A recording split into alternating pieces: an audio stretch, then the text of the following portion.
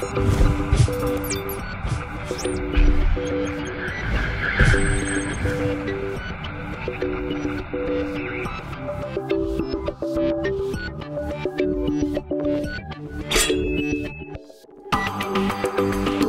hello everyone, and welcome to episode number 82 of FinalBossTV, your WoW endgame rating show. I will be your host. My name is Adam K, aka Bay, and today's episode is going to be Elemental Shamans.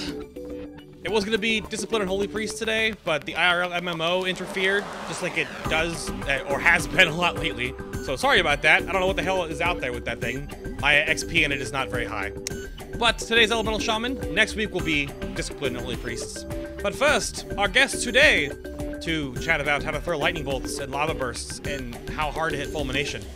We are talking with, here's Tech. He comes back on for the Oceanic Rating Show. Hi, Tech. Hello. Hey, everyone. Obviously, Tekniqz here from Honestly, US 7th Guild, and it's great to be on the show. Looking forward to it today. Good morning to you, sir. Goodness. Good morning. Yes, it is morning, 8:26 in the morning to be exact, and Bink will have the exact same problem, of course. Right. Yeah. Oh, it's crazy bringing you guys on from the other side of the planet. I really appreciate it. Should be a good show. And then you talked about who's this guy? You said this guy who knows a lot about elemental shamans. Who's this? Is this some guy? There's Bink. Hello, sir. Some guy. Hi. Yes, nice to be here and stuff. You know. It's still early morning. I'm half awake. We'll deal with it eventually. Right. Well, either we'll just get we'll get the blood pumping and raise the blood pressure a little bit about Warlords of Draenor or Elemental Shaman stuff. That'll help, right? Yep. Yep. We'll do just that. So I'm a man of many words. Are you? Oh well, I found this out last night. Yeah. I'll go with that one. We only have, of course, 90-ish minutes to talk about stuff, though, so I don't want to, like, rant for too long. So, the first thing I wanted to bring up real quick, too, is just, like, a general question. Like, when and why did you go Elemental Shaman? And then if you weren't playing Elemental Shaman, what would you play? I'll go with Bink first. I started Elemental back in midway through Burning Crusade. I'd actually started doing spreadsheet stuff while I was resto, and then switched to Elemental with a guild change, and I just basically been mashing lightning bolt ever since. If I could play a different character, hard choice. I don't know. Maybe a warlock, maybe a mage. I don't know. I have them all as alts.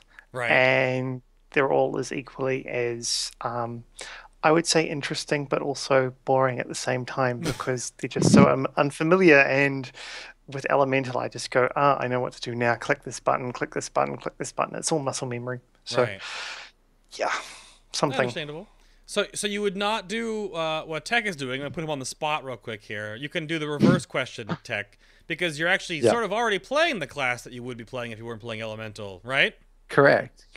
I am, obviously, I started playing Elemental back at the start of Burning Crusade, so we're coming on 8 years now. Have stuck with Shaman all the way through. Still am playing Shaman, but if I was to choose another class, it would be Hunter, and that's exactly what I'm playing at the moment with Elemental Shaman. Obviously, you know, it comes to the point where you have to play what's best for your raid team, of course. at the level that I'm playing at. So, you know, always having that ult there ready to go and geared is always good. And I love Hunters, you know, no movement penalty, top one button stampede, top DPS. How can you not love them? Yeah. No, the class is super hard. You have 4 buttons and like 1 major cooldown. Yeah. Woo, Hunters. Little salt involved in the Hunter topic, but just a little salt. But I hope. I think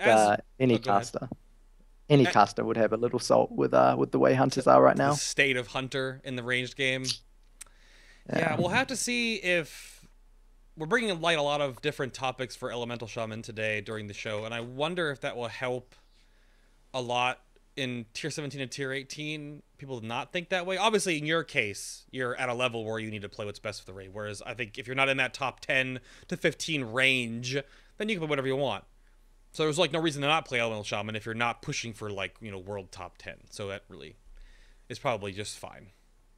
So with that in mind, though, what did you guys think of Warlords so far? Like, how has the expansion been? Do you like garrisons? But just give me some broad strokes and some opinions about what you think how the expansion been so far. Bink, you first. Garrisons are, well, I actually played Star Trek Online for a bit, and they have their own little follower mission-y things where you do R&D and blah blah blah. And garrison follower missions are a lot simpler and a lot more interesting because you don't have 11 billion followers to deal with. That said, comments about how it's a Facebook game are completely valid. Right. You log in, you press some buttons, you log out again. You might run around and get your building work orders, and that's about it. I don't even bother doing the mines or herb garden anymore.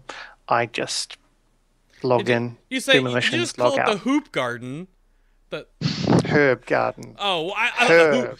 No, I thought it was funny to call it the hoop garden because you're just jumping through what Blizzard wants you to do for content. You're just like, I'll jump through this hoop. That's fine, because you told me to. Yeah. So, do I need to speak in an American accent so you can understand what I'm saying? I think it would be good. I thought you actually meant that. That's what was funny. Yeah. No. Although jumping through hoops, yeah, kind of. But it's aside from that, I just log into Raid. That's pretty much it these days. It's not as exciting as it once was, and with Heroes of the Storm, it's like I can go and play this more exciting game over here, or log in and kill lots of things to get some more Apexis crystals. I know which one I'm going to do. Right. Yeah. Tech, what about you?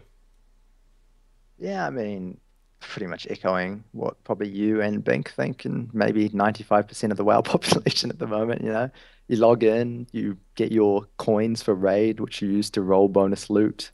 You maybe do some dailies and your garrisons, which completely feel like a chore at the moment, especially if you have a lot of alts. I can't even imagine doing garrisons on 7 alts. Dude, it's ridiculous.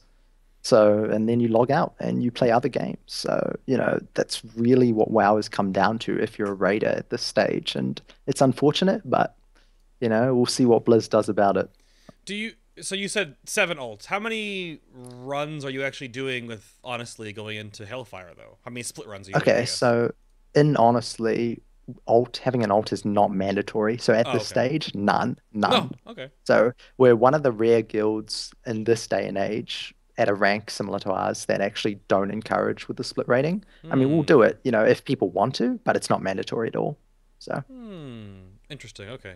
Because I'm at least doing 1, so we'll do 2 heroic clears. So interesting. Okay. I'll take that. To jump back a bit though, from going from Mists to Warlords of Draenor now, I want to talk a bit about the ability pruning, or in your case, like the ability adding. So, Lightning Bolt on the move, gone. Which I think all 3 of us are in accord that that's a better change, right? That's positive? Yep. Good. Tech, agree? Yeah? Yep. Lightning Bolt on Not the much move, discussion gone. there. Yeah. It's 100% agree. Obviously, the reasoning we can get into later. But, yep, definitely agree. Okay, fair enough. We, as Shamans, lost Healing Tide Totem, which was, like, band-aided in Mists anyway, and then removed. So we were just like, okay, whatever. You know, it's like I guess a utility thing we lost. It was a pretty okay cooldown. Usually when you did off-spec stuff, both Elemental Shamans and enhancements with both Healing Tide Totem to, like, be, like, one major cooldown. But that's being gone. That's just how Warlords is now. Chain Lightning lost Shamanism bonuses, which made a longer cast time, which that factors in a little later in the show now when you talk about Earthquake. So big Earthquake's back. Yeah. It's fun, I guess. It's one of those things where people didn't like it, and because they didn't like it, they didn't want it back in. And now it's back in. The numbers are okay, but it's just a little bit awkward to use in places. And not as exciting as Chain Lightning. I'm a Sith spam. Yeah? Yeah, Oh, pretty right. much. I mean, That's the best way to go about it, I think, is, everyone remembers us in MOP for being this elemental lord that just spams chain lightning and everything lights up blue and looks cool. And, Yep. it was a cool spell. It was a very cool spell, especially with the way our mastery interacted with it, and it bounced back, and then Echo interacted even further, and it could hit like 4 or 5 times. Whereas now we just have this plain old ground animation, which before a few patches ago no one could see but us, which Right. was very, very painful, I must say. And before it was instant cast, it was also very painful. It felt very clunky. I felt Blizzard sort of forced it on us, like trying to force us into the Earth spells because we don't have enough of them, something like that. I can't even imagine what their design philosophy was when sort of re-implementing Earthquake, but it's not a great spell. It can work in some situations. It has its uses. Overall, I highly dislike it. I mean, because it's tied to the interaction with chain lightning hitting multiple targets, and but it does actually lend itself to be a single target increase if you can like hit ads with it and then actually use it on the single target boss, right? Correct. I Kind mean, of. the best examples, yeah, it's situational. I Right. mean, there are examples like Blast Furnace where you've got slag alleys in the last phase where you shouldn't really be hitting them, but as an Elemental Shaman or some other classes, you do gain a DPS buff from them. That one GCD of Chain Lightning is then going to give you your Enhanced Earthquake, which you can just pop on the boss. Mm-hmm. And that's definitely a DPS increase, hands down, no doubt about it. And that's fine. There are other situations where it can get annoying. I think the best situation where it gets annoying is Iron Maidens. You have your Oh three yeah. targets, then one jumps to the boat, and guess what? You don't do any damage. And I mean, that to me is a design flaw. When your third target just wanders off for a bit and it's out of range of the alley cleave, the chain lightning cleave, Right. you're unable to get your enhanced earthquake. And there is a reason they did that because people used earthquake on two targets as well. The Right. best example being twin ogrims in Highmall. People would Okay. spam their chain lightning just to get earthquake up and then pop earthquake on the boss. So they probably didn't want it being intended to be used for two targets. Okay. And that's just how it was because obviously people want to min max. And the way it is now, it does probably work to their design goal, but I don't like it at all. I'm not sure what Bink thinks about it though. I'm sure he loves Uh, it. it's okay, I guess. Um, I don't really have any thoughts on it at the moment. Sorry. No. I Still mean, too early in the morning. I guess my thought of earthquake, like, it brings more rotation or more options to the elemental like AoE situation, because like before it was like project magma totem spam chain lightning, which, Yeah, I mean, but looking at other classes too, like other casters don't have a whole lot of options either, you know. no, they don't. I don't. So I don't know why I guess it felt like they needed to add something else to it. I mean, it feels very shamany to have earthquake, sure, and the new It graphic looks does. cool, Yeah. sure. But like, I guess the other interactions you got is because elemental overload, your old mastery, now is a passive. So you have like super duper multi strikes, right? All the multi strike modifiers, they do more damage. You have more chance to do them, and then your new mastery is molten earth, which is a ranged auto attack. So you want to give me some feedback on why this is good and or also awful at the same time, Bink? Like, what happened with molten earth? Like, Well, why? What's it all about? well, Molten Earth, the problem is that it's just something there in the background that happens. You don't really control much about it except A, you're doing stuff, and B, the target you're on. So the fact that this extra thing happens, it's just basically cool. I'm doing 80% of my DPS or whatever it is, and the rest of it is done by these little spiky things that come out of the ground randomly. It's not very exciting. No. And then the Earthquake edition is just something that mysteriously happens in the background. You don't notice it at all. And I mean, we saw how OP it was back in Siege of Orgrimmar because you had so much mastery and you couldn't do anything else. So you just basically put Earthquake down everywhere and went, wahaha, I'm DPSing the boss with my AoE spell. It's okay. it kind of works. Not very exciting. And unfortunately, because of the way Molten Earth interacts with other stats, Right. Mastery isn't going to be that valuable to us. Even if you have 100% movement all the time, Mastery is still not going to be the best stat for you. And that's kind of one of the disappointing things where you get a new item, it has Mastery. You go, crap, I don't really want to use this because it has Mastery. I want multi-strike. Yeah, does Molten Earth interact with any other secondaries? Like, does haste have interaction with it? The little like molten shards can multi-strike, right? Yes, everything can affect Molten Earth. Okay. And Mastery just affects the coefficient. So because of that, as you increase every other stat, the value of Molten Earth obviously increases. But I see. Adding more Mastery has a lesser effect on Molten Earth than adding more of your other stats.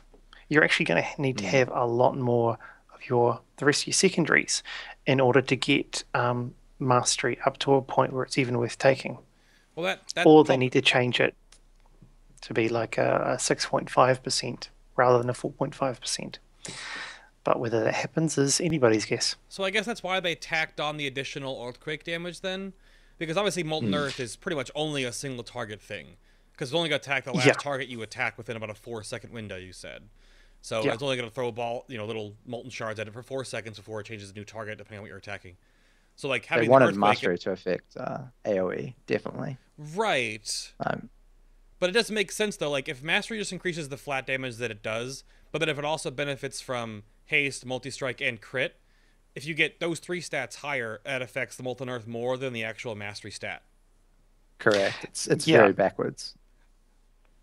It's because of how it was implemented. It's having a stat that affects a coefficient rather than having a static coefficient that your intellect feeds into is always going to make things a little bit interesting. Yeah. If Molten Earth was just an extra passive that Elemental have and Mastery was something else completely random, like taking a leaf out of Enhancement's book and just making it a flat damage buff to something, that would make Mastery more valuable and still have this Molten Earth thing going on, because I'm guessing they just wanted more Earth stuff in the Elemental rotation. Yeah, Earth stuff. In general. Yeah, I mean, I know when we were talking about the Molten Earth edition in the beta Warlords junkets, we were looking at some of the logs, and it was doing a absurd amount of damage. Like, we're talking like a quarter of your DPS on a single target encounter. And I guess I just don't know how inspiring that is, because as Elemental, you have to make sure that you hit your procs and you manage your fulmination really well to do more damage. But if you're, like, not way on that, you just can, like, I guess fall back on that a quarter of your damage is coming from a passive. It's not incredibly inspiring, I guess, from a Elemental Shaman perspective. It looks cool, though, right? That's good. Yay! Yay, spell effects. I guess it looks cool. I mean, the biggest problem I see with the Mastery and the way it interacts is exactly what Bink sort of just went through, is that other stats seem more valuable and will gain us more DPS in other places. On top of that, I just have a huge problem with Earthquake as a whole. Right. Especially in burst situations. I think someone in chat actually mentioned it. When you're versing Warlocks with Cataclysm, when you're versing Warriors with Ravager and Bladestorm, Thogar, Beast Lord, your Earthquake barely gets a chance to even tick once before the ads die. And to me, that's very frustrating. So I mean, I think Earthquake itself needs a design change. Maybe it doesn't have to be dependent on Chain Lightning, something like that. Because the extra GCD that you often use with Chain Lightning is often one GCD too long, the ads are all dead. And that's unfortunate, because it can be a very powerful spell if it gets the time to actually do damage. Yeah, I guess in the situations that Earthquake has a thing, though, we're in an age where, depending on your raid comp, though, like Snap DPS is very different. Where it feels like Earthquake is more of a cleave ability and not an AoE ability, because it's good to have down over long periods of time on, the 3 to 4 to 5 mobs. But when the pack beasts spawn and Cataclysm hits them and a blade storm goes off and they're dead. Like, Yeah, I mean, it's not only just pack beasts, it's Throgar ads on the sure, transitions, that's on true. the splits. It's just any numerous amount of ads, even to a point. The Right. dogs on Flamebender, depending on what guild you're in. I've seen some guilds drop these dogs in like 6 seconds with fire mages just stacked. So, Yeah. it's just any sort of ads which last for a very short period of time. So you're looking in that 2 to 6 second window. The earthquake doesn't get its full duration and you lose a lot of damage. That GCD is then not as valuable as it was. And I feel like that's a problem with earthquake and something that probably needs to be addressed It's further down the stage. it's a sort of similar situation to like both elemental and enhancement sort of suffer from like the AoE setup, because not only do I have to change totems and then also empower a flame shock and then spread the flame shock, then I can fire Nova. It was the issue we were having when we were doing Mythic Imperator Cho'Gall, was that like the setup time sometimes was like really good for me, because if you AoE the ads too fast, then they're all over the place and the tank can't catch them, and then they kill healers or whatever. So it's a good and bad thing. I just think it really comes down to controlling the encounter more than just going like, oh, AoE. So, I, it's not Starfall.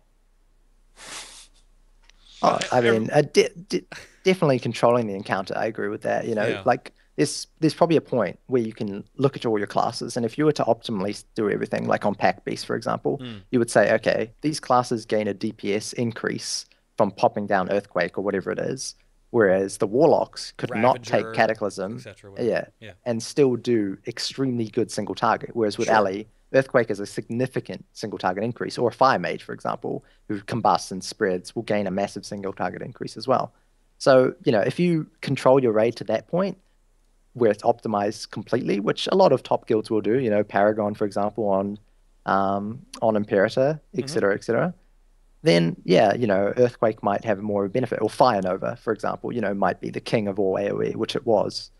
And then it comes down to a different sort of setting. But in 99.9% of guilds, that won't happen. You'll get Right. your Warlocks will just Cataclysm ads off the bat, which is fine, I guess. But then that really hurts classes with less burst AoE and the more sustained AoE that Ali has Correct. versus the enhancement.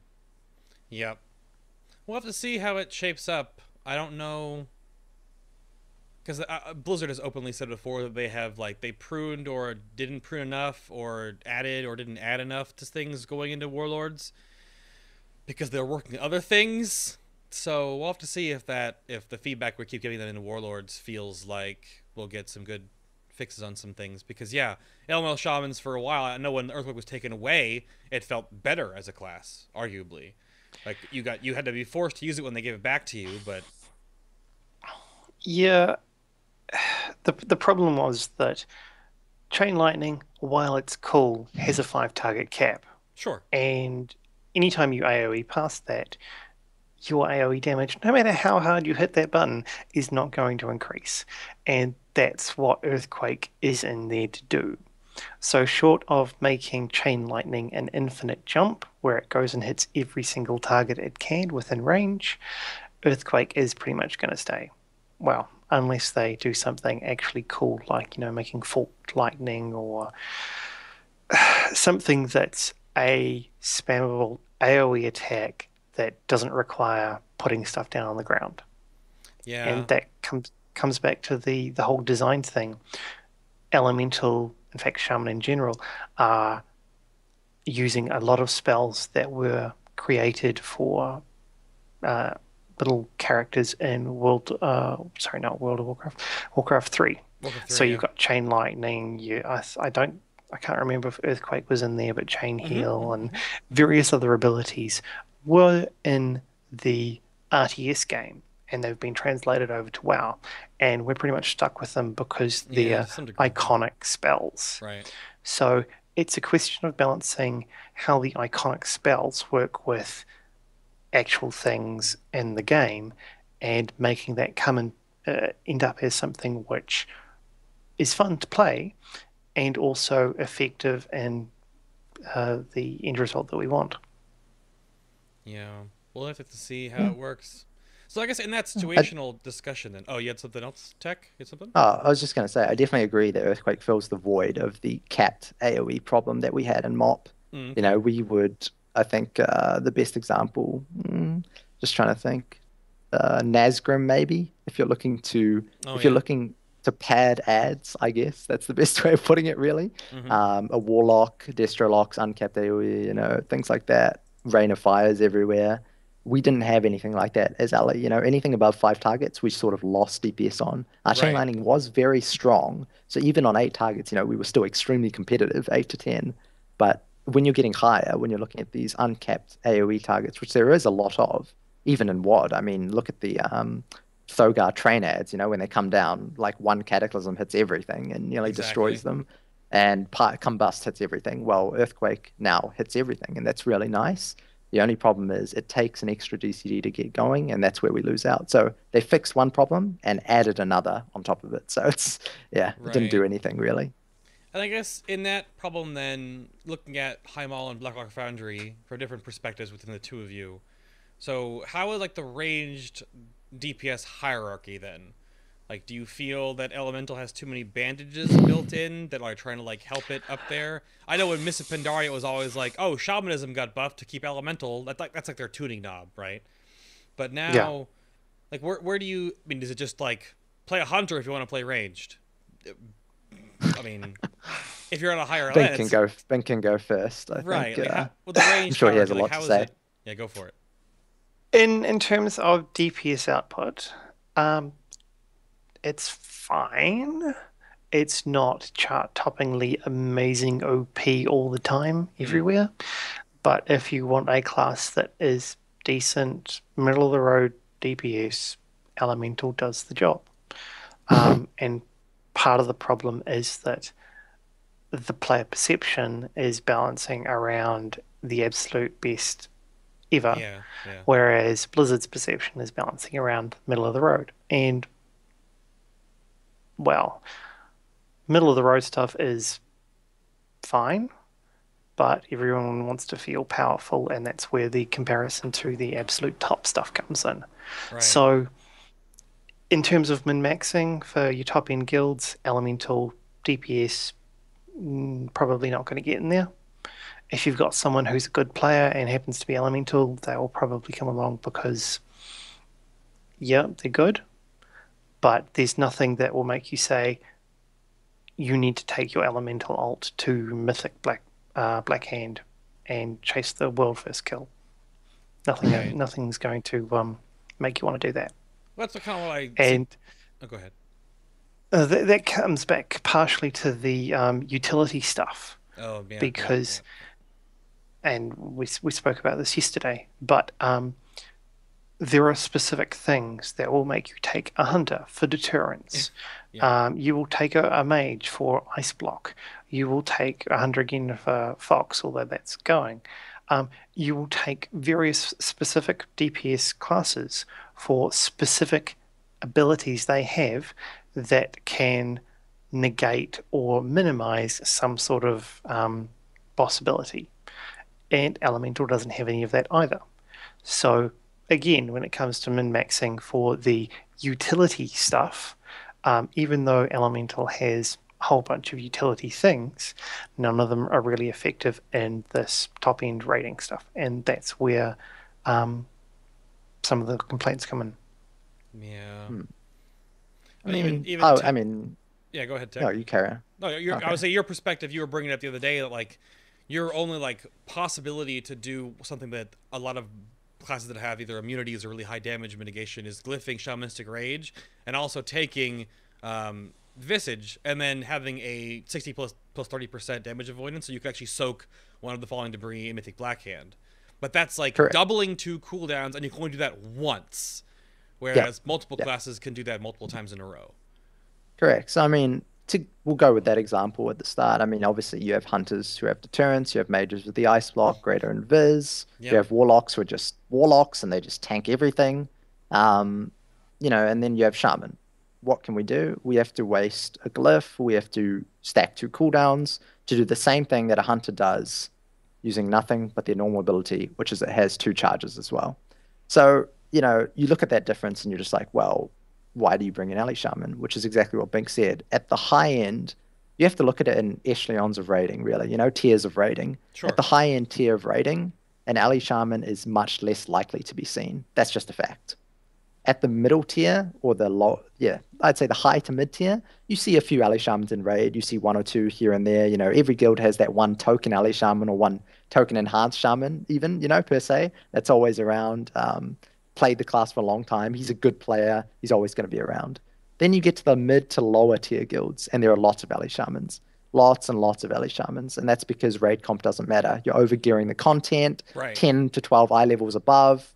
It doesn't really matter. So, you look at that from that perspective, and ally shamans are fine.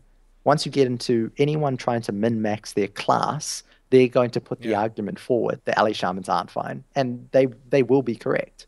Because at the high end of things, ally shamans aren't fine. As an overall class, they may be okay. And then you have the argument, where do ally shamans sit in Blizzard's eyes? There are always two arguments for this. Mm-hmm. Are they a hybrid? And they have utility cooldowns? Should they be a hybrid with utility cooldowns? Or should they be a pure DPS? Now, according to Blizzard, in WoD, they try to move away from hybrids. Because they said, utility was too strong in MoP, which I do agree with. I think when you can chain lightning and do 400k HPS as an ally shaman, there's probably something wrong with the way the game is designed. That's more HPS than a healer cooldown back in MoP. The AG was stronger than a healer cooldown if you could AoE, or all your healers run out of cooldowns and your 3 allies just pop healing tide and it heals the raid. So if you argue it from that perspective, I don't mind allies being middle of the pack. However, in WoD we have none of that, and we're still middle of the pack, and I think that's where a lot of the problem falls into place. Not only do we have zero utility, or not zero per se, we have some roots, we have a knockback, nothing that a boomkin can't do better. We have some off healing, nothing that a shadow priest can't do better with VE. So we're the jack of some trades and the master of none. That's the problem. Right, and I feel like it's more of like a shaman issue too, because if you look at, and I've said this many times before on my raid stream, if anyone in chat has seen this before, is that if there are 4 echelons of damage: burst, single target, sustain, single target, cleave, and AoE. Enhancement is good at the burst single target and the AoE, and then elemental is good at like the sustain single target and the cleave. So I don't know if they intended that too, but that also breaks down in a weird way that like shamans as a class for the DPS talents for elemental and enhancement, we both suffer from very similar obstacles, whereas like boomkins and hunters and warlocks, and I would argue shadow priests are in a weird spot right now too, but mages don't. Warlocks don't. Shadow priests don't. It's a frustrating thing too when you're trying to be better at your class and you're literally limited by this, like that's what the class is. Like when we went into Warlords and Blizzard was like, enhancements an AoE class now. I'm like, what? So I'm good on like 4 fights this tier? What do I do the rest of the fights? What do I do? So you don't... Yeah, I mean, it's a design flaw, really. And I like ally as a class. Like, I love it. Yeah, I've been playing it 8 years. I mean, everyone has their gripes about their class, right? Hunters, even though hunters are in a good spot right now, some hunters will complain that some stuff is broken, etc., etc. Right. However, like you said, warlocks in those 4 echelons of damage, like you say, burst AoE, your cleave, your single target, the warlocks and the mages, they're strong at all aspects. And I think primarily that is due to them having 3 different DPS specs that can adapt to different situations. Sure. Of course. But a lot of the time, one spec dominates one tier because, Blizz, being Blizz, they look at one spec and they're like, oh, this spec was strong last tier, we'll nerf it to the ground and buff Affliction. And then suddenly Affliction becomes a spec. And I mean, they go in a cycle, really, don't they? They go in a cycle. It's just like Demo was strong in TOT, then Demo was still strong at the start of Siege of Orgrimmar, and they were like, wait, we stuffed up, we're going to nerf Demo, and then Destro was ridiculous, just keeps going in a cycle. Whereas Ally, it's kind of like, Ally, that's it. If we nerf you, you're stuffed. You have to re-roll something, or you have no option. And that's another problem. Elemental player will switch to enhancement or vice versa, because it's more DPS on a particular we don't do fight. that. Yeah, we just don't do that. Exactly. So right, that's a big problem with the class, not maybe the way Blizzard designing it. It's just the fact that Blizzard have other options with other classes, you know? They nerf Yeah. Chaos Bolt and they buff Demon Bolt, or they nerf Chaos Bolt and they buff, you know, hand something to do with demo, like I'm just trying to think off the top of my head, or Affliction, unstable Affliction, or Agony, or something like that, just Right. to, you know, rebalance the class around to a different spec, put the emphasis on a different spec. Sure. With Ali, they can't do that, so they have to get it right, or people will complain. And I definitely think that makes it hard for them. It's not an easy job, you know, to balance the class. I'm not saying, you know, I could balance it perfectly, because I couldn't. I don't think anyone could. People can offer good suggestions to make it easier, but there's always going to be certain ways, I think, and this is part of the problem, like Bink was saying before, perception. There's always going to be certain ways that top guilds, Method, Paragon, any top player playing in those guilds, or any other guild for that matter, will find ways to abuse mechanics that make Ali look weak because of the way the class is, you know, and that's a problem with the way raiding is these days. There's a mechanic that does 1,000,000 damage. Wait, I'll just ice block it, you know, instead Right. of soaking it with a group of 5 players. For example, the static shock on Lei Shen, you Lei know, Shen, yep. Warlock Yep. solo soaking it with Dark Bargain. Well, Ali can't do that. I mean, unless you consider Ankh a cooldown, which is reliable, you know. Ank's a DPS cooldown. DPS yeah, cooldown. Two heroisms. To be fair, yeah. To be fair, I mean, the way honestly killed Korag was suicide soaked one of the things instead of getting a shield, you know, and just Really? anked up. Really? Yeah. So you know, it does have its Yeah. niche. You know, I'm not saying Ankh isn't useful. It's great, but compared to Dark Yeah, they Bargain, reduced the cooldown on it. Maybe they're trying to tell us something. If you're Maybe, doing things yeah. properly, you should never use Ankh, because you'll never die. Yeah, You know, exactly. It's Ooh. one of Unless those you're things where intending to use Ankh. it rewards bad play in a way, which is kind of amusing, but also sad at the same time. Well, it couples with the weird echelon that Shaman always seem to have less HP than like every other DPS class. I don't know why that Yeah, always that is is. weird. Why Why do we have that? less HP? I don't know. Because we have Ankh. Right? Yeah, it's because we have Ankh. Because we have That Ankh. logic is just. Well, you talk to yeah. top guild people, they always say like they don't bring a lot of shamans because they're death magnets. Because on progression, when they're at the level of gear that like is for like bleeding edge, you have less HP than every other class. So if an ability would not kill someone by like 7k, then we're dead. So I don't. Yeah. That's a little nitpicky, but that's like a thing that's been around for many expansions. So Yeah, I don't understand that myself personally. But I it's feel like I very need to weird. have a notepad to write all these things down and then go and check them after the show, because it's like, really? I didn't know that. I will Yeah. go and do some maths. right. Yeah, no, absolutely is. I mean, I have forcibly I forcibly kill myself sometimes to get 2 heroisms because of burst cooldowns are really good on enhancement. So yeah, like I mean, chat knows. Yeah, Ankh equals 2 heroisms. It's true. That's why I say it's a DPS. It's a DPS. I mean, yeah. if you're looking to really min-max your DPS, Yeah. then yeah, I mean, dying on purpose and anking and gaining another heroism is of course a DPS increase. So, you know, if you're trying to rank 1, ideally you'd have your ank up, you know, to get the second heroism, and that's fine. And So- I mean, it's not bad, I guess, in a very, very niche way. Right. So that was like I wanted to bring that part of the show up to talk about like, and we've talked about a lot of previous ranged DPS classes, and then we have 3 more to go in the future here. But this is a weird little segment I wanted to bring up about like how DPS ranged feels right now, because it's gonna be weird going to tier 18 because a lot of stuff shuffles around, of course, in big tier movements. So, but to focus back on Blackrock Foundry real quick, are there any fights that you guys would pinpoint that Elemental is very, very good at, and why? I'll go with what Binken. yeah, Bink from like a math standpoint, how the class works. Like, what are you really good at in BRF? And this is going to be slightly different because I'm not one of these high-end mythic raider types. Sure, of course. But Operator and Iron Maidens are probably the 2 that I have the most fun with, but lots of damage, because I'm easily doing, and this is probably a reflection on sort of where I raid, but I'm doing about 10% of the damage on Maidens in about a 15 to 20 person raid. And that's purely because Chain Lightning spam, Earthquake, and then I'm using liquid magma on cooldown. And because everything's stacked, it's just lots and lots of damage. And it's similar on operator as well. We're not the perfect optimized. These classes that excel at AoE are going to do just AoE and nothing else. So I get to do the sort of sustained AoE damage that Elemental's good at, but never happens at the higher end.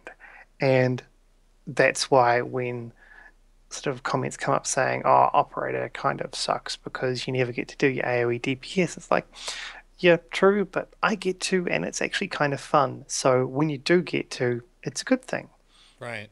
And whether something needs to change so that there are more sustained AoE DPS occasions, I don't know. That's one of those raid design things. Do you design fights for specific niches, or do you just design stuff that's fun and let the chips fall where they may? Well, they've had that design philosophy where like certain classes should shine at certain times, and they gave enhancement Cho'Gall, and then they nerfed us. So I don't know why. And in the same way, in some ways now, they gave rogues inadvertently Mythic Blackhand, and they're nerfing rogues.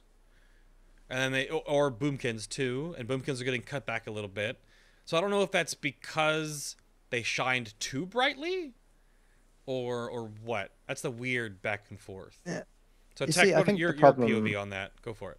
Yeah, I mean, in terms of fights in Blackrock Foundry, like you said, you know, Bink from his perspective, from my perspective, that I enjoyed. Funnily enough, on progression, Elemental Shaman was quite strong at Gruul. Single target, great, loved it. What else did we excel at? Flamebender with the dogs, because the dogs actually lasted a while on progression. You didn't have fire mages combusting and wrecking them in 6 seconds. So that was good. Great DPS there, very high on the meters, and a fun fight for Ali, because Earthquake actually, you know, filled out its duration, so not too bad. And in the end, I must say, I didn't mind Elemental on Blackhand. It isn't too bad as a class, regardless of the fact that we can't soak. You know, besides that, it can do decent damage, good sustained single target, which is what you need for Blackhand. So I mean, those fights, and I can't argue the fact that we're not good on Blast Furnace, because we were very good on Blast Furnace as well, Purging, Chain Lightning, etc., etc. So I mean, I enjoyed Blackrock Foundry as an Elemental Shaman. I didn't think they were too weak on progression. In fact, I thought they had more of a spot on progression in BRF than they ever did in MOP, by far. So that's a bit of a change up. We do have some mobility as well with Spiritwalker's Grace. I think the main problem that you'll find is just that everyone does something better than you. You know, right. So if you're looking to if you take a spreadsheet and you're like, okay, I need a justification for every single class in this raid, Ali won't be able to justify its spot enough at the high end. And, you know, like you were talking before about boomkins maybe shining too bright. I don't even think Blizzard realizes when they design these bosses what class is necessarily going to shine until Method hops on the PTR and starts stacking 7 boomkins, you know? Yeah. And then Blizzard's like, okay, maybe we have a problem here, you know? But and, a bit, just and a little bit. Even then, even when they see Method, Paragon, etc. running 5, 6 boomkins, 7 boomkins for these fights, they still don't touch them until they're live. So that's something I'll never understand personally.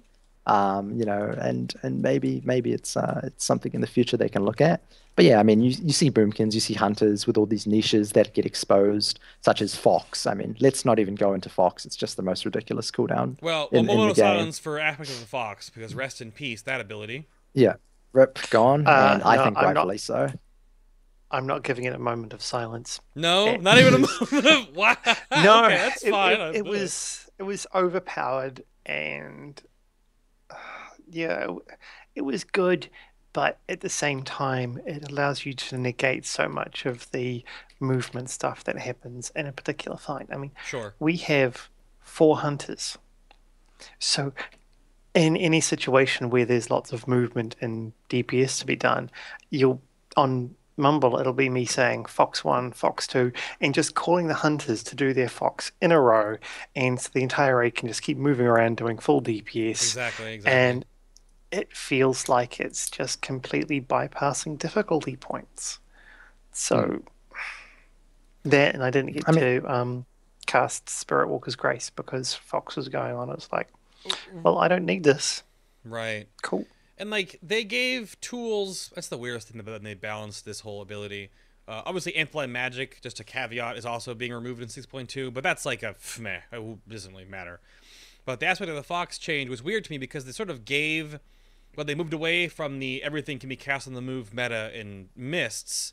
They gave casters abilities or options to be able to cast on the move, like Ice Flows for mages, obviously Spirit Walker's Grace for Shaman. So there are options that increase your skill cap that make movement a mechanic. But then they give Hunter's Fox, and you bring 3 Hunters. You never use your built-in class mechanic very often to actually like play around the movement mechanic. So I'm actually happy it's gone, because now that'll make ranged care about movement again and pre-planning and using their abilities to move effectively. I mean, that's very true. I mean, I think the most extreme example, a few people in the chat probably seen it, maybe you've seen it as well, Bay, is there's a guild called Rapid Eye Movement, and on Handstrands, they run 7 Hunters on progression. So literally during every single Smart Stamper phase, their whole raid was moving all the time with no loss. 7 Hunters. So, you know, having something abused to that degree is the reason why Blizzard removes it from the game. So, you know, you can't get these sort of situations because, like Bay said, Bink said, you're completely removing a mechanic by having that ability. You're not losing anything. You know, you might as well be standing still and just doing the boss. So it's definitely something that needed to be addressed. I think it was too hard to balance. I completely am behind removing it from the game. No, absolutely. I think it was funny when Nikolai in chat said, "Rest in peace, After the Fox," more like "burn in hell." So I think most, if not all, I think healers will suffer the most from Fox. But then there are also options for healers to have instant cast on the move, or buffs to replace something like that. So I don't think it'll be too bad. But I was really hoping it'd be a positive thing for the ranged DPS meta to have to plan and pay attention to movement, because you barely did in Mists. You barely did, and I think that's a skill cap that was lost. It needs to come back. Mists used to just be like, oh, I got knocked back. Oh, it doesn't even matter. I'm still casting Lightning Bolt. You know, you're just flying in the air, casting your spells. Nothing really. Really changes. And someone corrected me saying Rapid Eye Movement had 8 Hunters on their first kill, so it got worse. Even more ridiculous. That reminds me of the that reminds me of the Paragon Feral Druid stacking on Nefarian back in the day, where I think they ran 8 or 9 Feral Druids, maybe 11, I can't even remember. Exactly. Something ridiculous. So it's definitely, you know, the ability to class stack is very real. So when you get these ridiculous abilities like Fox, or, you know, back in the day, or something that can be abused so much by a certain class, the top guilds, so help me God, will bring a ridiculous amount of them because it's, you know, it's easy to do so, and that makes perfect sense. So Blizzard definitely needs to watch that in the future with their design, making sure these sort of abilities don't make it through. Before I move away from that real quick to get into some stat-heavy stuff, Cola brings up in chat that getting a debuff like no more aspect of the Fox for 2 minutes like Warlock Portal would have prevented Hunter stacking. Yes, that was the beta feedback, and they didn't do anything about it. That's true. That was on the forums a lot. Yeah. It was. It was on the forums a lot. It was. It was there. Oh, well. We'll see. It's gone now in a couple weeks or a couple months whenever 6.2 comes out, so no big deal. So soon TM. Soon TM, exactly. So now let's jump into some BRF ratings, some stats, your set bonuses, things to care about, and then we'll talk a little bit about Tier 18 coming up, which I say a little bit because I don't want to talk about it for like an hour because we don't have enough time to do that. But Elemental Shamans Mastery now is Molten Earth. Talked about a little bit before the show, where your damaging spells incite the earth around you and come to your aid for 6 seconds. They deal X fire damage to your most recently attacked target. And you also get a flat X amount of percentage based on increase on your earthquake damage. And then your attunement now is Elemental Overload, which I look at this and I get flashbacks from DKs. So you get 20% chance to multi-strike additional. You get 35% increased damage on your multi-strikes. And you get 5% more multi-strike from all sources as the attunement side of it. So I'm going to go with multi-strike's pretty good. But Bink, where do these stats lie, like in the echelon? Like, what order will you want stats for Elemental Shaman? Currently, it's multi-strike, haste, crit, versatility, and mastery. And that's going to be the same for tier 18 as well. No change? No change. Well, that's pretty straightforward. Pretty much. I guess. Yeah. The stat priorities aren't changing at all, and it's kind of boring, sure. Right. Blizzard did try and mix it up by adding crit into it, like with that LVB change. LVB change, yeah. This tier, yeah. That was, I guess, fun. It's more, I think Blizzard made that more to the fact that we just sucked at the start of WoD, so they needed to add something. When you look at it as a numbers rather than just an order, it's like multi-strike, then a little bit behind it is haste, a little bit behind it is crit, and then sort of a step down is versatility, and then a step down again is mastery. So getting something with a combination of multi-strike, crit, and haste is a good thing. If you get those three, you're fine. You could even take a multi-strike versatility item if there are actually any versatility items in Hellfire Citadel. I don't think there is from memory, or very much. But yeah, as I said earlier, if you get something with mastery, you pretty much ignore it unless it's got multi-strike and the absolute best eye level you can get. Right. That's basically it. Yeah. So I guess that's weird too. I always find classes really funny that versatility is actually not their weakest stat, because versatility technically, yeah, even though it's just like flat damage, that does improve more than your mastery does. Yeah. I mean, the thing with versatility is that if Blizzard improved the scaling of it, so right now it's almost 1-to-1, 100 versatility is 1%. If they improve the scaling of it, it would be too good. And I think that's a line, they have to be careful of. Because it's not only is it flat damage increase, it's flat damage reduction, which is actually amazing. True. People don't really look at that part of it. It's stacks really good with avoidance. Yeah, it does. Yeah, avoidance. Yeah, I mean, I talked about earlier, obviously our main tank has an avoidance set, which he uses, to sort of mitigate mechanics, and that helps a lot. But yeah, I mean, to address the chat, I think I saw someone, Kenji, saying that the lava burst change, I thought it was fun. I completely don't think it's fun, the extra thing. It is completely a Band-Aid fix. I 100% agree with you. It's just one of those things they had to do to help us be more competitive at the start of WoD. Yeah, because at the start of WoD, we were abysmal, absolutely abysmal. Even, no one could argue that we were in a good spot. So it's just one of those Band-Aid fixes. Like Tekniqz was obviously very good for Elemental Shaman, and then before they changed Earthquake to an Ogron wasn't bad, but then that was it.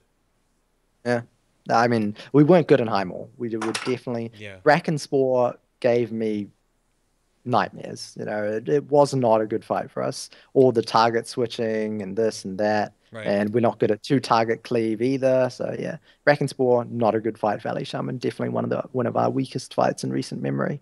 So then, but yeah. How about weapon enchants then? I think you both will slightly differ on this, to my knowledge. Tech, what do you run for weapon enchant? So I run a haste enchant because of pure preference. I actually haven't done the math, and I'd love to hear Bink's view on this. How much DPS increase the multi-strike enchant is over haste, obviously in terms of situational amounts, because the multi-strike one obviously is 5%, 500 multi-strike. The haste one, I just like it because it's a playstyle preference. Sure. It may not be better mathematically. It's what I enjoy, and I mean, I rank fine with it. I do great DPS. So, I mean, I'd love to hear Bink's side of it and talk about the math behind the multi-strike and the haste. Go for it, Bink, go. It's only a slight increase to go with the Frostwolf multi-strike one, actually. I mean, when you're talking about it's to do with the min-maxing side of things again, but it's one of those areas where you can go, well, there's something that's slightly better, and it's easy to do, it's easy to get, so I might as well get it. And that's why I run with multi-strike. There's the remote possibility that you might cap out depending on whether you have a mythic micro crucible, but even accounting for that, you still want multi-strike in most situations. So Wait, can multi-strike actually cap? Like, is there a, like, you don't get any more benefit from the stat point? Yeah, 100%. once you hit Just 100%. Right. And you will cap assuming that you with the get trinket. the trinket, Right. double Frostwolf, and possibly Elemental Blast multi-strike buff, if you're foolish enough to take that talent, yes, you can actually cap multi-strike out. So, but even then, yeah, I would still take the multi-strike talent enchant.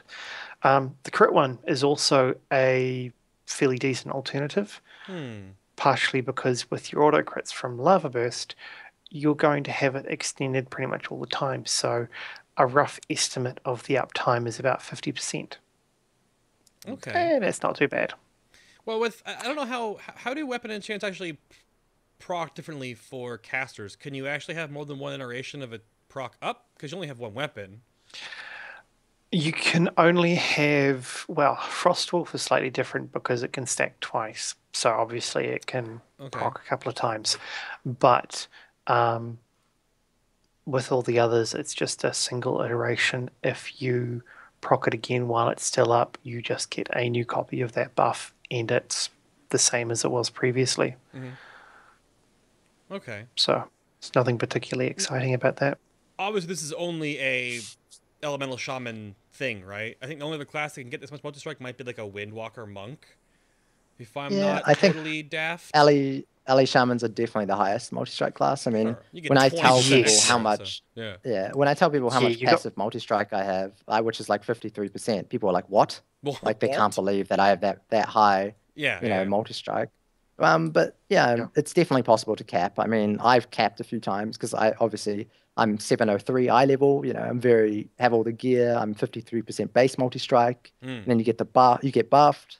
Then you get the trinket proccing off the bat, and it caps out. You definitely cap multi-strike at times during the fight.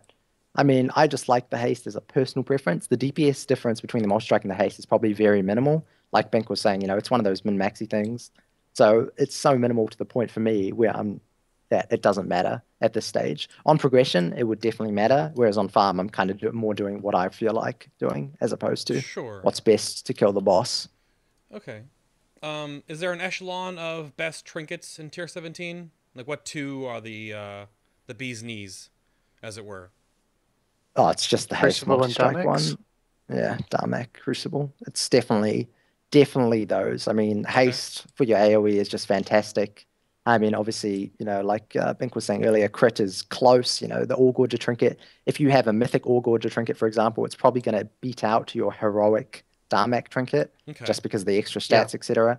But if you're looking trinket to trinket, equivalent stats, equivalent eye level, definitely Darmaks, definitely Black Hands. Okay. Fair enough. Move on to Windspeaker's Regalia here, your tier 17 armor set. And your two-piece is each stack of lightning shield consumed by fulmination increases your multi-strike damage by 1% for 10 seconds. So a 20% max on multi-strike damage, if I'm not mistaken, correct? If you do 20 stacks. Yeah. Okay.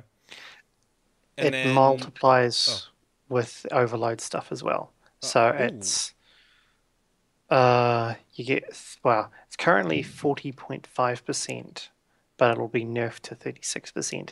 Not that much of a decrease, but it multiplies with the buff you get as well. So can't think of it off the top of my head, but it's about a 45-50% multi-strike damage rather than your base 25. And that's the multi-strike damage, not chance to or that. It's just the damage that multi-strikes do. Okay.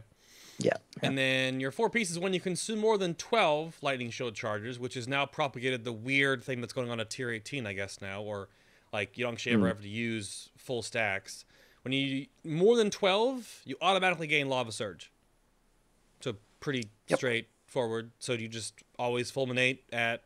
You said the magic number is actually 14, Bink, if I'm not mistaken? No, the magic number for next tier. Tier 18 4-piece is 14. The magic number for no set bonuses at all is 15.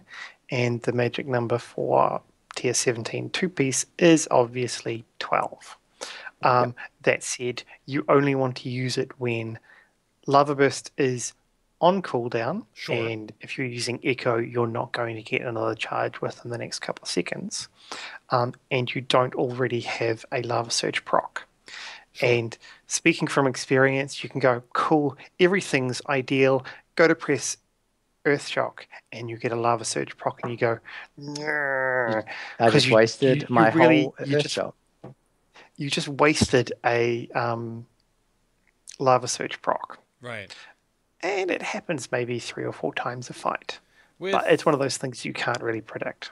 With Echo, you can't store 2 charges of Lava Surge. Like, if you proc a Lava Surge to give you the 1 charge of Echo, and then you use your set bonus to give you 1 more, you'll just have 1 instant and then 1 cast, right?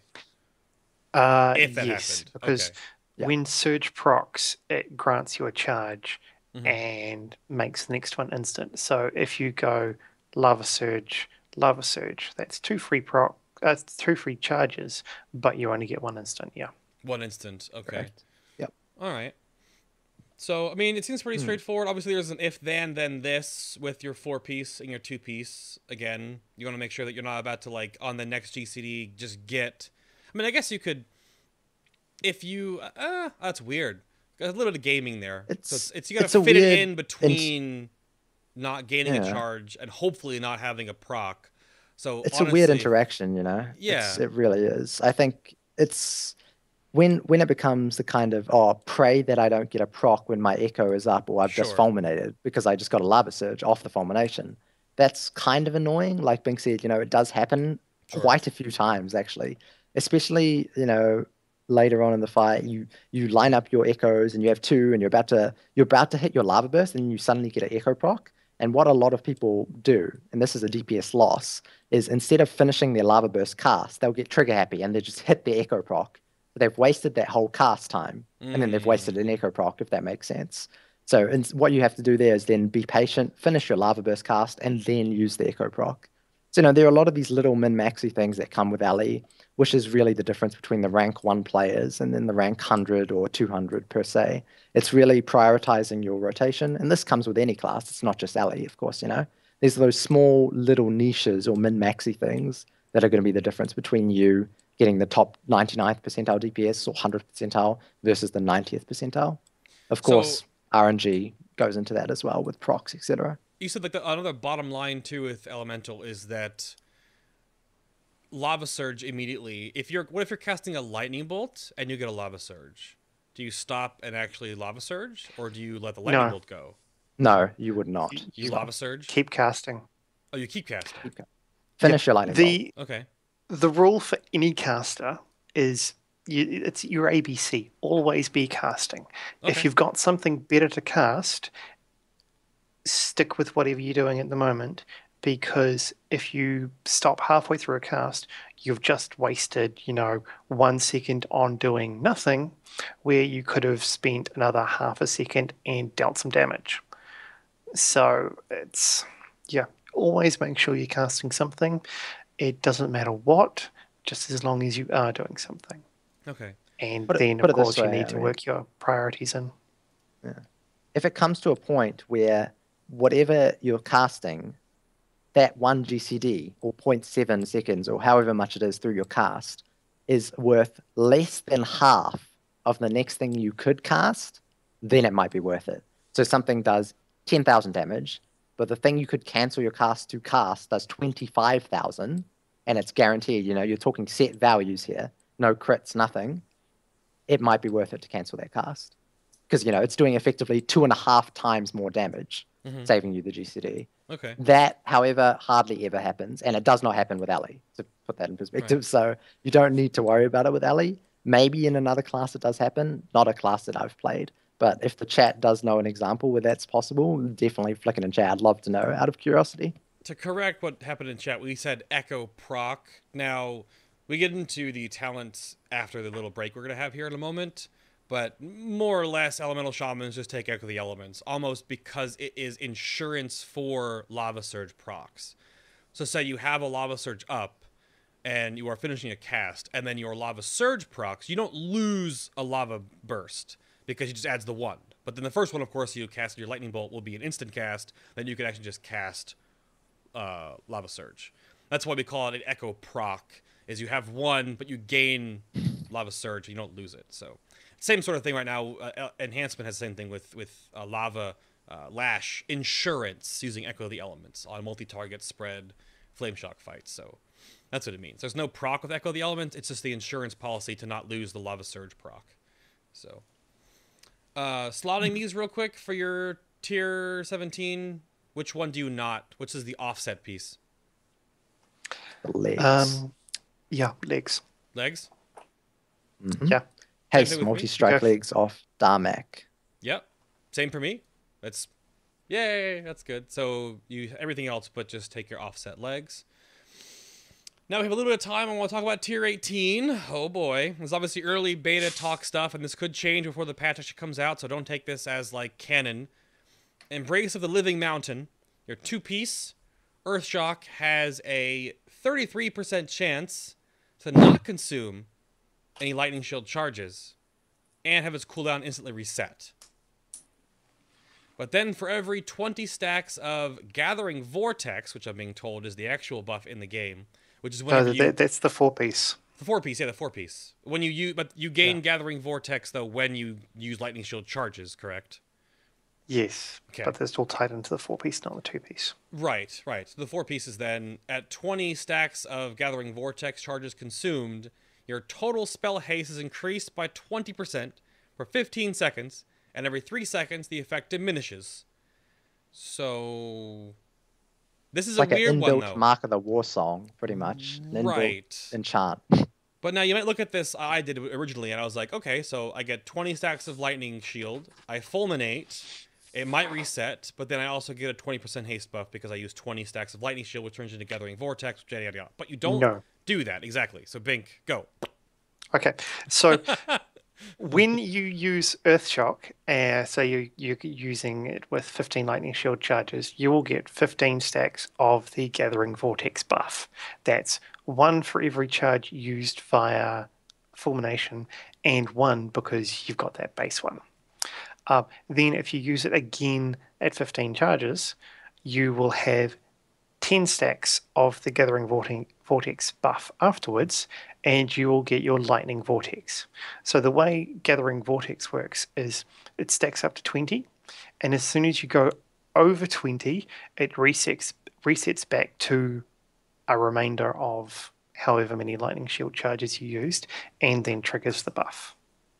So if you use 20 and then 1, that'll trigger it, and you'll have a 1 charge Gathering Vortex. Okay.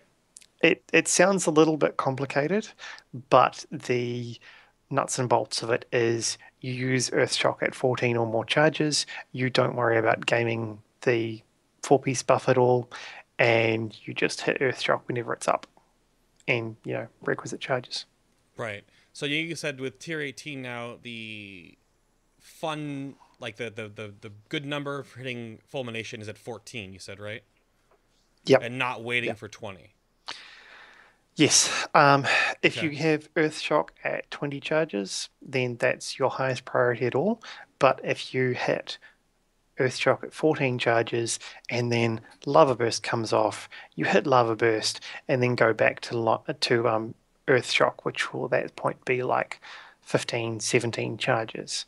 So you just basically have to stick with the existing priority, tweak it slightly for that Earthshock count, and follow that. Okay. And as Tech was confirming in chat too as well, basically the 2-piece proc on your tier 18 for Elemental more or less is basically divine purpose that Retribution Paladins have for Earthshock Fulmination, where you could essentially just spam Earthshock with Fulmination multiple times, technically. Yep. But it's more or less better to actually weave than just spam, unless you're moving a lot, I would assume. No. Yeah. There's no weaving with the buff. It's basically work through your priority list. If Lava Burst isn't off cooldown, then you hit Earthshock when it's on 14 or more charges. If Earthshock's at 20 charges, you hit that before Lava Burst. Of course. So it's always reevaluating the entire priority list for every cast. And sometimes you may end up going Earthshock, Lava Burst, Earthshock, because it got reset. Of course. And it's perfectly fine. Yeah. Okay. That makes sense. Yeah. I mean, because you could even. I just what I was talking about with the pre-show setup. I perceive possibilities of going like Earthshock, Lava Burst, Earthshock, Lava Burst, Earthshock, Lava Burst. Possibly, it may happen if your RNG strings with both Lava Surge and the 2-piece really go back and forth. But it could definitely happen. And of course, you're gonna keep if you go like more or less if you're at least at 10 minimum charges of Lightning Shield. If you reset once, you have 20 stacks of Gathering Vortex. So then the set bonus 4-piece will proc. You might actually lose out some benefit of the actual 20 haste if you keep getting Lava Surges and keep getting resets on the Fulminate. So You're not wrong. Yeah, it could be interesting. I don't think it'll happen that much, but we'll see.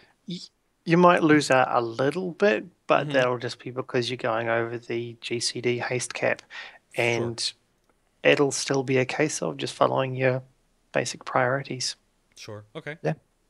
You just go back to your priority rotation all the time, and you can't go wrong. Obviously, there are extreme circumstances like Bink was pointing out, and that's fine. That will happen occasionally. You can't help it. You just have to deal with it and reevaluate the priorities, and that's what a shaman is, pretty much.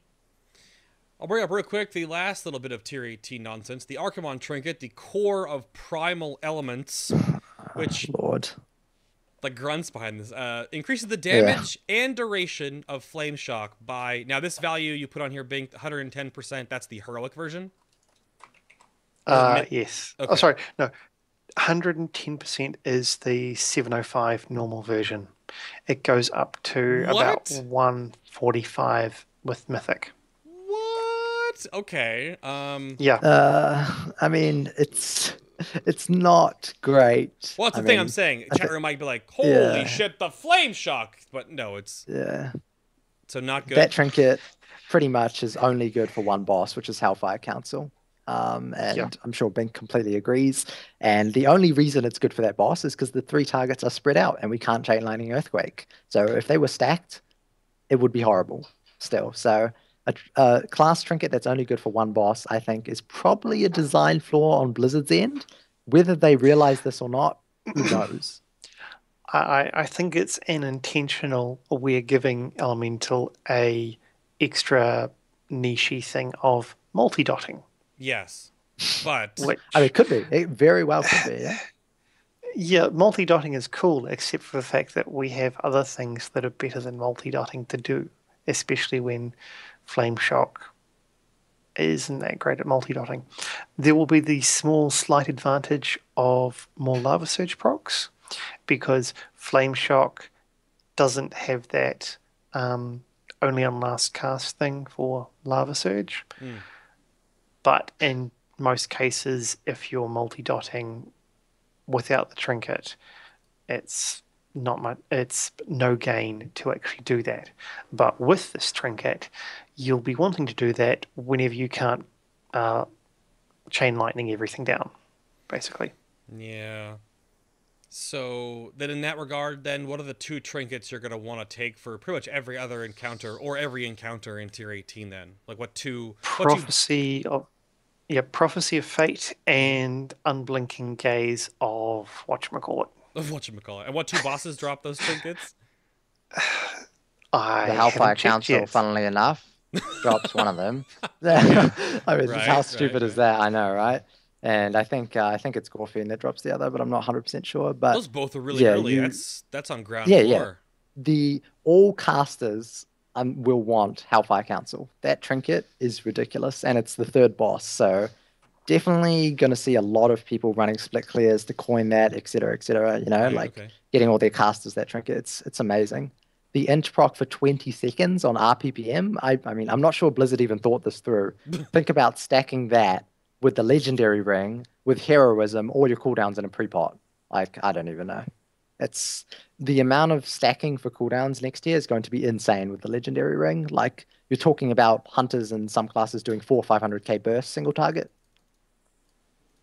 It's going to be a crazy tier. I don't know if they can get that high with the legendary ring, maybe, but yeah, with the ring, with the ring. With like the stars aligned, have done 204k right now. I don't know if we're gonna double that burst ceiling I mean, just the legendary ring, because you remember, are you gaining an actual agi gain off the bat? Are you gaining agi off your trinkets, or are they just secondary stats? One secondary. I don't think either of them are One actually secondary. agility. I mean, I'll be using yeah, one trinket because my Archimon trinket is amazing.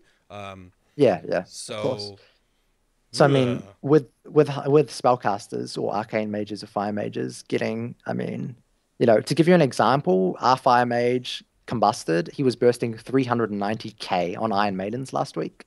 So I mean, 2 weeks ago. So, you know, there's definitely the potential already for that 400 to 500k burst with the legendary ring being 25. I can't remember. 25% is it? I can't remember entirely because I haven't looked at it because it's just so OP. I think it's 25% starting out, and that's before the eye level upgrades. I don't know if the actual before the eye level changes. Yeah. So 20. Can you imagine 25% of 300 to 400k? You know, you're adding an extra 70k, 80k DPS. You add that with the new trinkets, and it just keeps stacking. It just keeps getting more and more ridiculous. We don't get to test anything with the legendary rings that are on the PTR. So yeah, that'll be fun to find out. We'll see. But anything else on tier 18 stuff before I move us along? Not really. No? Same old, same old. Same old, same old. Well, alrighty then. Well, I'll take a minute real quick of your time, everybody, to tell you some updates, announcements, some other communities that you should pay attention to if you don't already, and some things of note. The first one, of course, is going to be the the Elemental Shaman Guide on Summonstone. And Summonstone, of course, if you don't know about it, the link is down below, but they have now a forums integrated into their whole website as well. And then they also have the Elemental Shaman Guide right here at the top of the page. And it's written by a guy you maybe know. He's right here on the show. I don't know, maybe. You may have know of him. But this is the Elemental Shaman Guide with the summary, the basic rotations, the advanced rotations, talents, glyphs, gear, stats, boss guides, add-ons and macros, and simulations. And then all right here on Summonstone. So if you want to read up about, there's also the Shaman IRC there. Different links, of course. And I mean, it goes deep. Like this goes pretty in depth. And of course, Bink will be updating this as it comes to it in the next patch. So go check out summonstone.com. Of course, they have all the other classes up here too. Not every single class is up here, but a lot of them. Quite a bit of classes. If guides are not done yet, the classes are still working on them. Hopefully we'll have them out for 6.2. We also have Ask Mr. Robot. If you guys are curious about things going on in 6.2 and need to have a place for combat logs that aren't incredibly difficult to go through, like Warcraft logs, if you're scared of them, you can use Ask Mr. Robot's logs. You can use their team optimizer to make sure like where maybe loot should go in your raid. Your gear optimizer to find out where gear can come from and how to best use different gear that you might have options to. The gear is changing a bit with the eye level changes going into Hellfire Citadel and how the secondary stats are weighted, sort of a 70-30-ish split. So Gear Optimizer on Ask Mr. Robot will definitely help you out. Go check out AMR for that. Of course, if you've missed previous episodes of Final Boss TV or other highlights of funness, nonsensities, they're all on our YouTube page. Link is down below the stream. So all the POVs of my kill videos go there, extra content, prefabbed videos that I put together, the after shows for episodes. They're all right here on our YouTube page. You can go check them out as well. If you don't want to watch the episodes, of course, on YouTube and rather like listen to them as a podcast, that's available as well. We are on iTunes and Stitcher.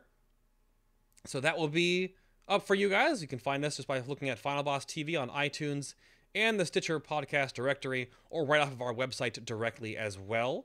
And an update on the Fire Lord's Favored page. I actually just talked to two of my graphic artists about not only the War Crimes cast and crew page, but the Fire Lord's Favored page would be a compendium of like really great websites or blogs or IRCs to go to for certain classes and specs, or awesome content creators on the internet that you might not know about. That's coming and it's being worked on right now. We have to make art for every single one of them.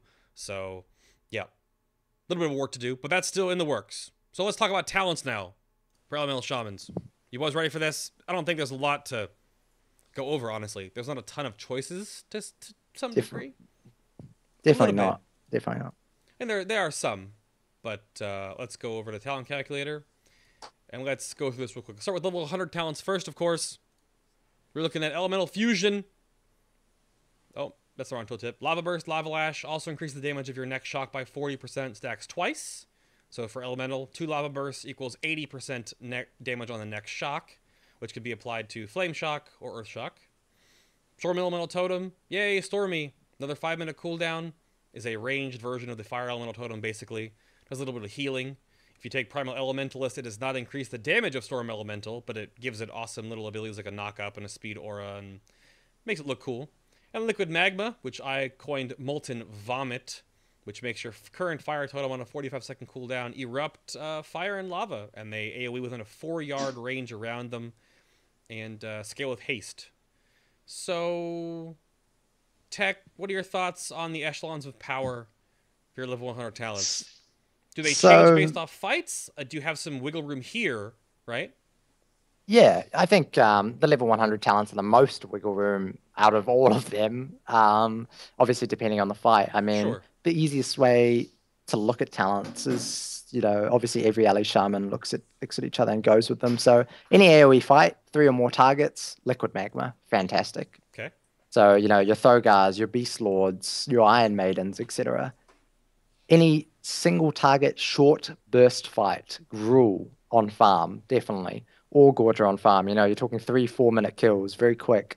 Storm Elemental is the best. And for those in chat, you know, little tips like resetting the boss with Storm Elemental up to have 2 Storm Allies in the fight is great. So you precast Storm Ally just like Stampede. You then reset the boss and your cooldown resets so you can use it again. So little things like that. And then Fusion has its place as well. Fight like Blackhand, Fusion is fantastic. So, you know, definitely a little bit of wiggle room with the level 100 talents, which is always good, but not too bad. Yeah, there's a weird point for Elemental Fusion where technically coupled with the new Archimon Trinket, it might be good for a single target if you're not like a crazy min-maxer, but that's still going to be... What, Bink? Go ahead. It will be if you decide to take the Trinket, because the 40% bonus stacks up to 80%, multiplies with the Unleash Flame bonus. Right. So it's a 152% bonus from memory, and then that multiplies with your 110% bonus to Flame Shock, and that 110% bonus is applied to the individual tick.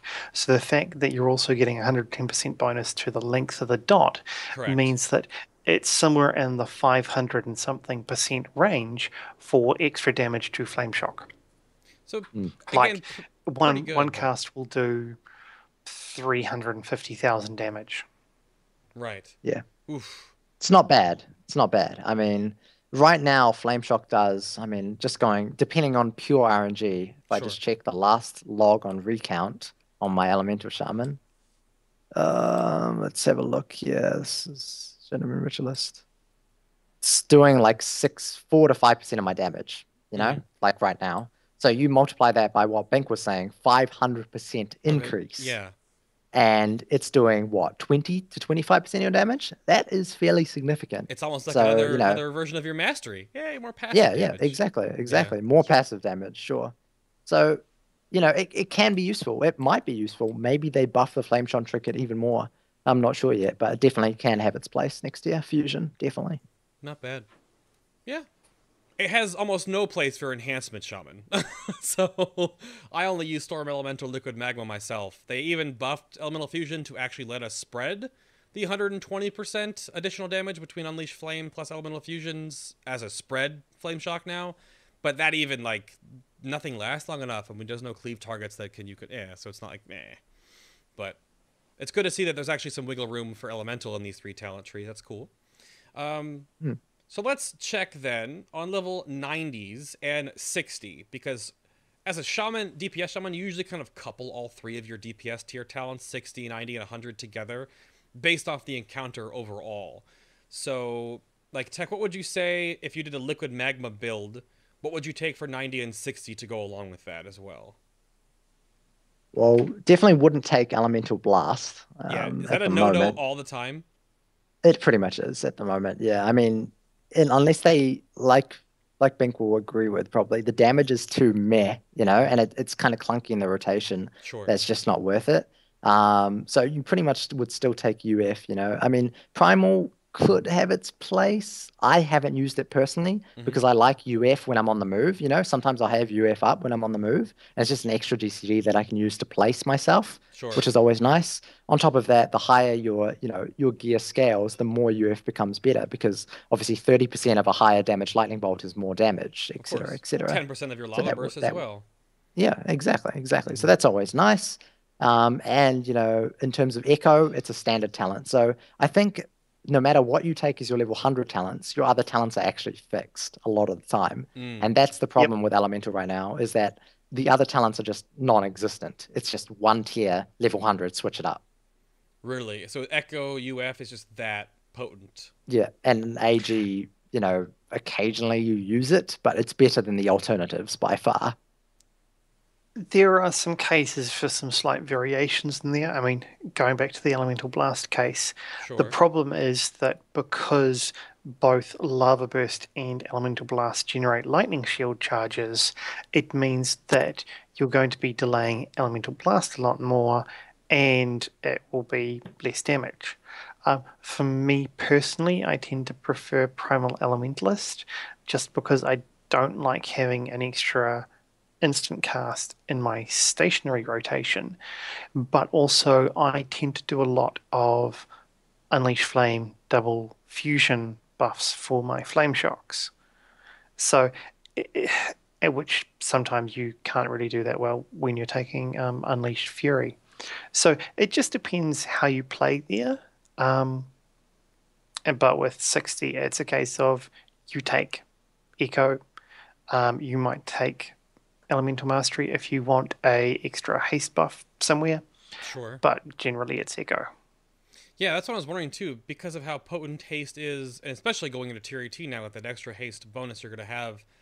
It just seems like Ancestral Swiftness and Elemental Mastery, like you can't make the benefit of it. And the new Echo of the Elements is basically Lava Burst insurance. That you theoretically never lose a charge of a Lava Burst. That does raise a good point, though. I actually used Elemental Mastery on one boss on progression. Oh. And this was before the Echo of the Elements changed. So, so before Echo was changed, obviously, Echo was completely different. It was just that usual thing. I used Elemental Mastery for Chromog for the pillars because Ali was horrible on pillars, right? And the Elemental Mastery with 2-minute CD lined up perfectly with my Ascendants. So I was able to be like 4th or 5th on pillar damage. When there's a target that needs DPSing and boss damage is irrelevant, which it largely is on Chromog, you need to meet the pillar check and then you pretty much kill the boss. I mean, that's just the fight. Elemental Mastery may be good, but next tier, even less likely so, like you said, because we're just gaining haste everywhere. Too much we're gaining haste from the 4P. Yeah. Right. So this tier, it was useful for me personally on Mythic Chromog. Sure. That's the only fight I ever used it on. So it's actually an interesting point. Yeah. I mean, I think the PvP community for Elemental Shamans would probably argue, like, obviously, like, AS and Elemental Blast is, like, fun, I guess, for Burst. Because you can, like, Lava Surge into an AS Elemental Blast and, like, do damage. But I guess that's very, very different because GCDs are such a big deal for Elemental in a raiding scene. Then, yeah, I guess that makes sense. I mean, I know Elemental Blast is very good for Resto Shaman. It's almost forcibly good for Resto Shamans because of the 1,000 Spirit. Like, it's made to be used only. Yeah, I guess that's... yeah, I mean... People asked in chat about... Oh, go ahead. Oh, I was going to say, the talents aren't great choices for us right now. That's about all I could... That's the best way to describe it. Because chat brought up possibilities of using Permanent Elementalist for your Fire Elemental Totem, and then saving your Unleash Flame for movement-oriented parts of fights instead of using it like on cooldown for the Lightning Bolt and Lava Burst damage. That's pretty much what I do. Yeah, I mean, the reason you don't have to do that in a guild with 4 hunters is the easiest way to put it. Is that you just have Fox, and when you don't have Fox, you have Spirit Walker's Grace. So you literally never need it. That's the problem. That I've found personally. I use Unleashed, and I'm just using it while stationary, because every time I'm moving, I either have a Fox or I have Spirit Walker's Grace. Yeah. So, it just becomes a part of my stationary rotation, which it usually does. Right. So I guess not a ton of variants there. I mean, Echo of the Elements is just the new version is too good for Lava Surge orientated because it's just you don't want to lose a Surge chance. So, and I bet before it was probably the worst thing. Like as Lava Burst come off cooldown, so you're about to hit it, and then your Surge procs, you just lost a Lava Burst. You're like, yeah. Now with Echo, you don't do that. Like you can save yourself. So that's good. Anything else on talents, or you want to go right to? I guess we have a little bit of time left. You want to talk about like any major glyphs that are super important to take into account? I mean, Ben can go ahead with that, but they're pretty standard. Ahead, sure. Yeah, I mean, it's what is it? The new Spirit Walker's focus to halve the cooldown, but halve the duration as well. That's pretty handy. Yep. Just because there are very few occasions where you'll use anything over 10 seconds on Spirit Walker's Grace. Sure. So it's a useful thing to have. Chain Lightning obviously will be a default glyph choice, except for situations where you want to cleave 3 targets. Sure. And then you take it out and put something else in. Right. The other important ones, Lightning Shield isn't as good as most people think, mostly because you only want to use it when Lightning Shield is actually proccing on a regular basis. And the 2 big cases for that is Orgorger and Chromog, because everything else that has damage for the raid, it's all indirect damage, so it's not coming directly from the boss. Correct. So it's not going to proc Lightning Shield, which means you don't really get much of a buff from that. Yep. Flame Shock is a default glyph if you can't think of anything else to use, because hey, a little bit of extra healing is nice. Well, that's what I'm wondering about with the Archimon Trinket plus Elemental Fusion plus Unleashed Flame going into tier 18. Like, how much would that actually heal for? That's a very interesting interaction, which I didn't even think of. I don't know. That would heal for, well, 45% of... You're looking at probably about 150,000 healing per cast. So each tick would be like 15k? Roughly. That's a pretty substantial hot. That's a lot of healing. Pretty substantial hot. Yeah, that's not bad. Yeah, that's a little interesting to pick up. Yeah, I mean, it's not going to be... Not going to save your life, I don't think, but... Yeah, but it'll be constant background healing. Sure, of course. But I generally just say, if you don't have a glyph that you want to specifically use that. Sure. There's a couple of shamanistic rage ones. One dispels magic debuffs. Yep. The other doubles the effect and cooldown. Yep, resolve. Which both of them are nice. Depends on what you want to use them for. I tend to not use resolve because I've got Astral Shift. Yeah, and that plus a 1-minute shamanistic rage tends to do me for most of my cooldown reductions. Oh, of course. But that said, I don't tend to raid Mythic. Well, we're just starting on a couple of things. So the requirement for absorbing a lot of damage in that high min-max environment isn't really a requirement for me. I would bring up, if you have multiple shaman in your raid group, I would really, depending on if the fight is able to be useful with the Fire, Frost, and Nature damage taken buff from Glyph of Healing Stream totem, during progression, this is really good. If you're just like the only shaman in your group, this is pretty awful.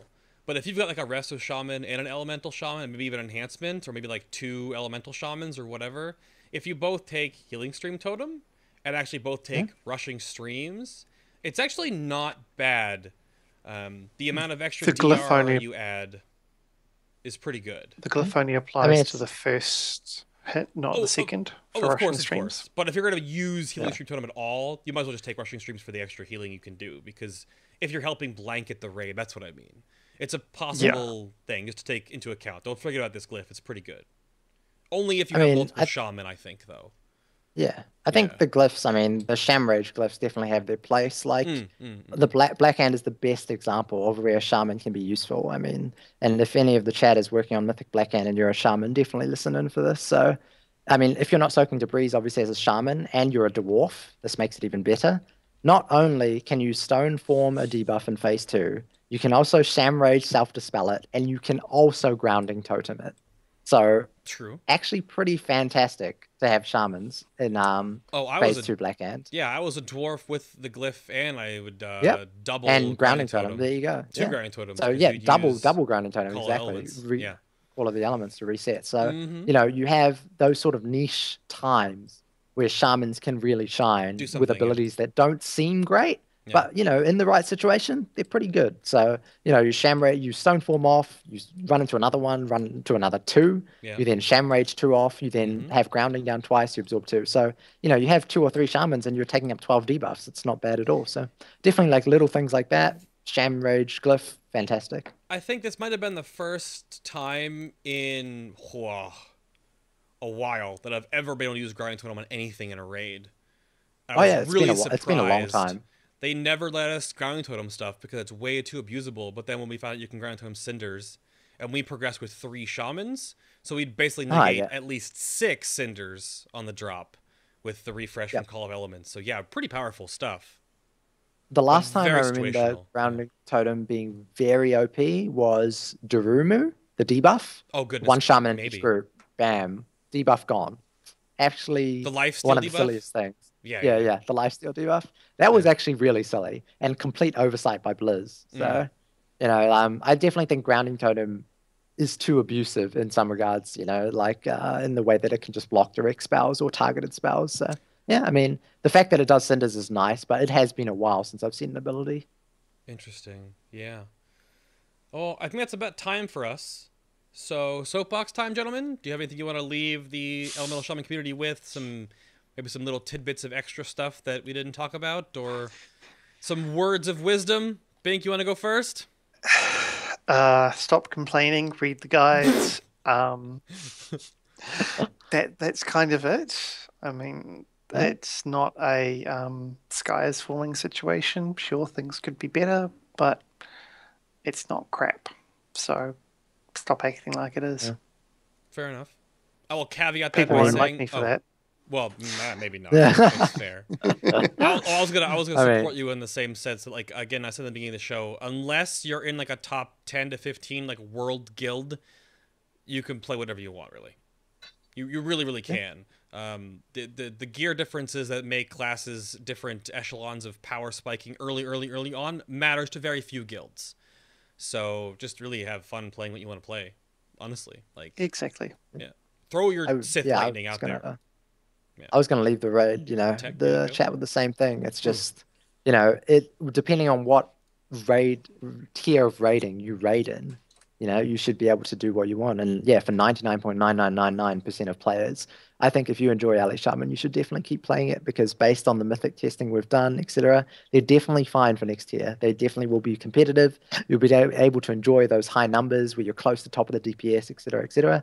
And, you know, just Ally Shaman is in a good spot right now. In fact, I personally think it's in one of the best spots it's ever been at. So, you know, great class, fun to play, definitely lots of stuff on the horizon, and yeah, should be a good tier. Hopefully tier 18 is great.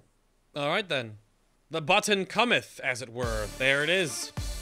Thank you all again in chat room for tuning in for episode number 82 of Final Boss TV. Of course, if you need more Final Boss TV, you can go to FinalBoss.tv. Our YouTube, our Final Boss, everything is down below the stream as well. Around the table, we're looking into our amazing guests. There is Tekniqz from the Oceanic Guild, and honestly, you can go follow him over on his Twitch stream and watch him throw lightning bolts over at twitch.tv/Tekniqz. Thank you for being on the show again, sir. It was a pleasure. Thanks very much. It was great to be here. And then we also had Binkenstein. There he is, right there. Or Stein, rather. Stein. I messed it up, man. I messed it up. I did.